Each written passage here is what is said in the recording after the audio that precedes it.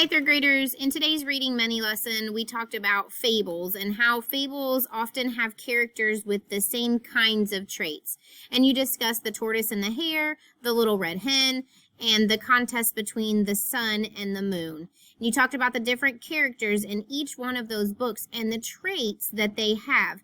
And you should have discussed how, okay, there's a character here, the tortoise, he is wise and determined, but in the little red hen, you have the little red hen who is also wise and determined. And in the contest between the sun and the moon, the sun is wise and determined. So oftentimes, characters from different fables have the same kinds of traits as each other. So during your independent reading time today, I want you to think about the fable that you're reading and the characters that are in it.